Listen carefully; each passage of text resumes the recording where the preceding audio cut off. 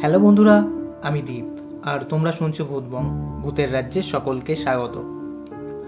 বন্ধুরা, তোমরা আজকে ভূতবংয়ে প্ল্যানচেটের ঘটনা শুনতে চলেছ। ঘটনাটি শেয়ার করেছে নদিয়ার কৃষ্ণনগর থেকে রিয়া বিশ্বাস। রিয়ার পাঠানো ঘটনাটি শোনার আগে বন্ধুরা, তোমরা যারা এখনো পর্যন্ত ভূতবং চ্যানেলটিকে সাবস্ক্রাইব করোনি তারা সাবস্ক্রাইব করে দাও আর পাশে থাকা বেল আইকনটিও ক্লিক করে রেখো, যাতে ভূতবংয়ের ঘটনা আসা মাত্রই তোমাদের কাছে নোটিফিকেশন পৌঁছে যায়। তাহলে বন্ধুরা, আর দেরি করছি না, কানে হেডফোন গুঁজে নাও, চলো আজকের ঘটনাটি শোনা যাক। হ্যালো দীপদা, আমি রিয়া বিশ্বাস, নদিয়ার কৃষ্ণনগর থেকে বলছি। আজ আমি ভূতবংয়ে একটা ঘটনা শেয়ার করলাম, যেটা ঘটেছিল আমার সাথে আর আমার দুই বান্ধবীর সাথে। ঘটনাটি 2022 সালের। আমি কল্যাণীর এক নার্সিং কলেজে পড়তাম আর ওইখানেই হোস্টেলে থাকতাম।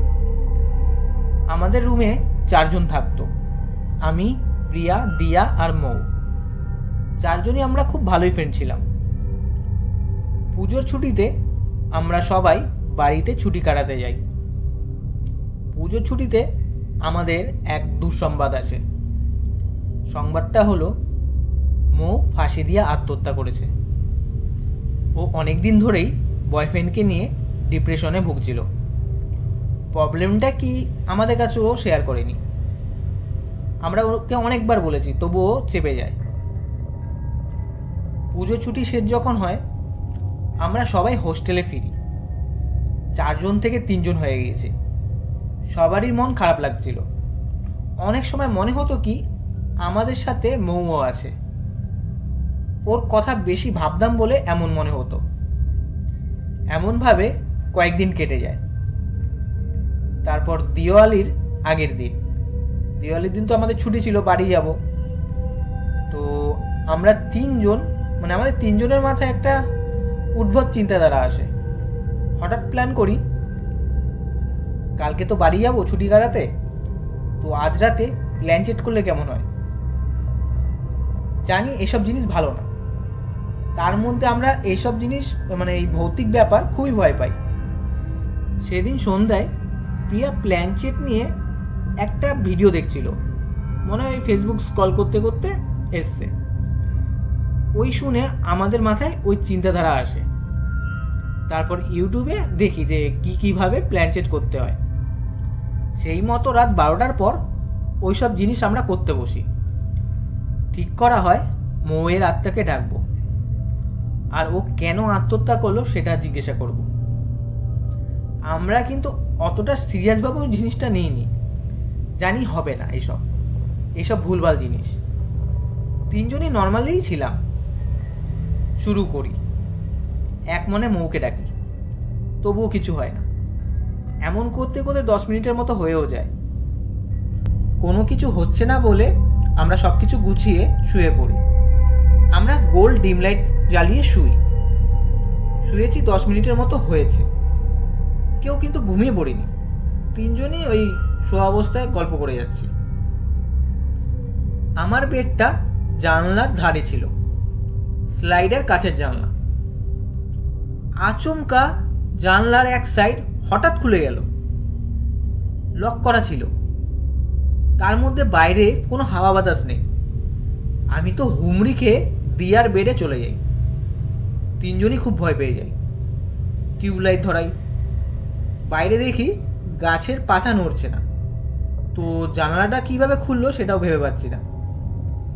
3 জন বলা বলি করি, ভাই মনে হয় প্ল্যানচেটটার এফেক্ট হয়েছে।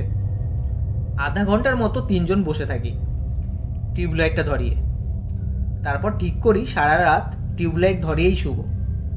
3 জন যে শুই, বাথরুম থেকে ধুম করে বালতির আওয়াজ, জোরে আচার মারলে যেমন আওয়াজ তেমন। 3 জনই সঙ্গে সঙ্গে বাথরুমে যাই। গিয়ে দেখি বড় বালতিটা ভেঙে পড়ে। এটা কি করে সম্ভব জানি না। 3 জন শিওর হয়ে যায় যে প্ল্যানচেটে নেগেটিভ এফেক্ট হচ্ছে। আমি বলি ওয়াচম্যানকে ডাকি। ওরা 2 জন বলে, না না ভুলেও ডাকিস না, না হলে আমরা খুব কেস খাবো, আর যেই করে হোক রাতটা কাটুক। আমরা নিজেরাই নিজেদেরকে ব্লেম করছিলাম যে এইসব ভুলভাল জিনিস কেন করতে গেলাম। 3 জন একই বেডে ঘাপটি মেরে বসে থাকি। আমি ঠিক করি হনুমান চল্লিশা চালাবো। আমি যেই ইউটিউবে হনুমান চল্লিশা চালাতে যাই, হঠাৎ দেখি মোবাইলের ডেটা আর ফোনের নেটওয়ার্ক দুটো উড়ে গেল। সঙ্গে সঙ্গে ওদের দুজনকে বলি, ওরাও সেম জিনিস বলে, নেটওয়ার্ক উড়ে গেল। তারপর হোস্টেলের ওয়াইফাইটা যেই আমরা কানেক্ট করব, দেখি কারোরই কানেক্ট হচ্ছে না। আমাদের হোস্টেলের নেটওয়ার্ক কিন্তু খুবই ভালো। সেই মুহূর্তে তিনজনেরই এমন নেটওয়ার্ক ইস্যু হয়। সেই সময় আমরা এতটাই ঘাবড়ে গিয়েছিলাম, কি করব বুঝে উঠতে পারছিলাম না। মানে বেড থেকে নামারও সাহসটা নেই। এমন চলতে চলতে কখন আমরা ঘুমিয়ে পড়েছি জানি না। রাত 3টে বাজে। ফোনটা কেঁপে ওঠে। চোখ খুলি, দেখি নেটওয়ার্ক এসছে। নোটিফিকেশন মেসেজ একের পর এক ঢুকছে, আর ওরা দুটো ঘুমিয়ে। ভয়টা তখন একটু একটু কেটেছিল। বাথরুমে যাই। বাথরুম থেকে আবারও যেই রুমে আসি, দেখি মৌ যেই বেডে ছিল, মানে যেই বেডে থাকতো, সেই বেডটা থরথর করে কাঁপছে পুরো। ওই দেখে আমি নিজেকে ঠিক রাখতে পারিনি, মানে আচমকা কেঁপে যাচ্ছে, মানে একা একা কাঁপছে। আমি চিল্লিয়ে উঠি। আমার চিল্লানোতে ওরা দুইজনে উঠে পড়ে। ওরা বলে কি হয়েছে? আমি তখন বলি এই যে এই বেডটা এরকম কাঁপছিল। আর আমার বেডের সামনে যে জানলাটা যে হট করে খুলে গেছিলো, তখন আমি তো পরে আবার লকও করে দিয়েছিলাম, সেটা দেখি খোলা অবস্থায় এক সাইড। তিনজনেই বুঝে যাই আমরা অনেক বড় ভুল করে ফেলেছি। তিনজনেই মনে মনে ঠাকুরের নাম করা শুরু করি। এমনভাবে সকাল হয়। তারপর বাড়ি চলে যাই। মা বাবা তো চোখ মুখ দেখে বুঝে যায় কিছু একটা হয়েছে। আমি সত্যি কথা বলি না, জানি খুব ঝাড় খাবো, এইসব ভুলভাল জিনিস করেছি। তার মধ্যে সারাদিন আমার মুডটা অফ ছিল। রাতে মার সাথে ঘুমাই। রাতে আমি ঘুমের ঘরে বিড়বিড় করে খালি বলছিলাম নাকি মৌ আসছে, মৌ আসছে। মা আমাকে টেনে তোলে। মা নিজেও জানতো যে মৌ সুইসাইড করে মারা গিয়েছে। মা আমাকে তারপর ধরে বসায়। দেখে আমার গায়ে খুব জ্বর। মা বুঝে যায় আমি ভয় পেয়েছি। জ্বরের ওষুধ খাওয়ায়, মাথায় জলপট্টি দেওয়া হয়, হালকা হালকা জ্বরটা কমে। সকালে মা জিজ্ঞাসা করে যে কি হয়েছে, খালি এই বলছিলিস মৌ আসছে, মৌ আসছে। আমি তখনও কিছু বলি না। আর আমার জ্বরটাও কমছে বাড়ছে এরকম হচ্ছিল। বাড়িতে সবাই বুঝে যায় যে ভয় পেয়েছি। আমাদের পাড়ায় এক দাদু আছে, মানে ওই দাদু ঝাড়াতে পারতো, ছোটবেলায় আমাকে অনেকবার ঝাড়িয়েছে। দাদু এসে আমাকে বলে বেয়াদবি করতে গিয়ে এই বাজে জিনিস ঘটিয়েছিস। তখন বাড়ির সবাই জিজ্ঞাসা করে যে কি করেছিস।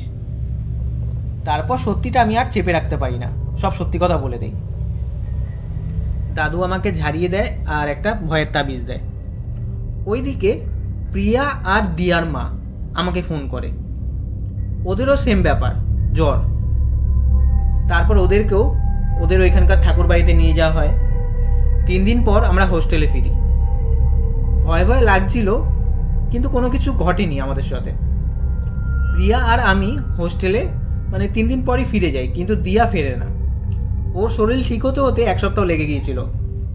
ওই ঘটনার পর আমাদের সাথে হোস্টেলে আর কোনো নেগেটিভ ঘটনা ঘটেনি। দীপদা, এই ছিল ঘটনাটা যদি ভূতবাঙে পড়ে শোনাও তাহলে খুব খুশি হব। তাহলে বন্ধুরা, আজকের এই প্ল্যান চিটের ঘটনাটা তোমাদের কেমন লাগলো কমেন্ট করে তো অবশ্যই জানিও, আর লাইক করে দিও। আর বন্ধুরা, পারলে তোমরা ফ্যামিলি মেম্বার, ফ্রেন্ডের কাছেও এই ঘটনাগুলো শেয়ার করে দিও, যাতে ভূতবাঙের সার্কেলটাও অনেক বড় হয়। আর বন্ধুরা, তোমরা যদি ঘটনা পাঠাতে চাও ভূতবাঙে, তো আমাদের ইমেল আইডি আছে, সেটা হলো bhutbang@gmail.com, যেটা ডেসক্রিপশনেও দেওয়া আছে। তার সাথে সাথে আমার ফেসবুকের আইডিটাও দেওয়া, তো সেখানেও তোমরা তোমাদের ঘটনা পাঠাতে পারো। তাহলে বন্ধুরা, আজকের জন্য এতটুকুই। Tata, by.